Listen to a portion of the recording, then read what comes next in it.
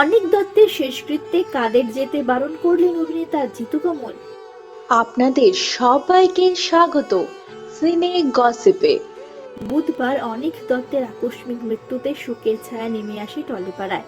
তার সতীর্থরা মেনে নিতে পারেননি অনিক দত্তের এরকম মর্মান্তিক পরিণতি।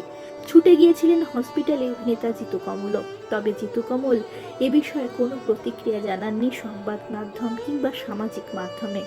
অবশেষে অভিনেতা জিতু কমল মুখ খুললেন। টলিপাড়ার একাংশকে নিশানা করে এক বিস্ফোরক পোস্ট করলেন জিতু কমল। অনিক দত্তের শেষকৃত্যের খবর ও সময়সূচি শেয়ার করার পাশাপাশি তীব্র ক্ষোভ উগরে দিলেন অভিনেতা জিতু কমল। অনিকের পরিবারের সম্মতি নিয়েই এই পোস্ট করছেন তিনি, জানালেন তার সামাজিক মাধ্যমে শেয়ার করা পোস্টে অভিনেতা। কি লিখেছেন তিনি? অভিনেতা জিতু কমল ক্যাপশনে লিখেছেন, অনিকদাকে শেষ শ্রদ্ধা জ্ঞাপন করার জন্য আগামীকাল যেখানে তাকে রাখা হবে তার পরিবারের সম্মতিতে এই পোস্ট করলাম।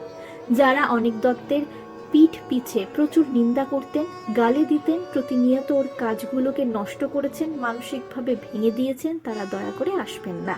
শুধু শুধু অভিশাপ করিয়ে বাড়ি ফেরার কোনো মানে হয় না।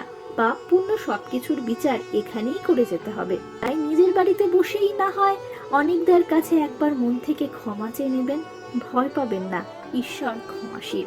হ্যাশট্যাগ ফিরবে তোমার সত্যজিৎ। তোমার শেষ ইচ্ছা পূরণ হবে।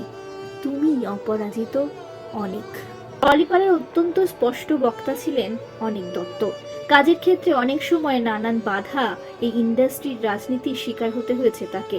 জিতু কমল এই পোস্টে যেন সেই অভিযোগগুলোকেই শিলমোহর দিলেন। আমরা হলাম সিনে গসিপ।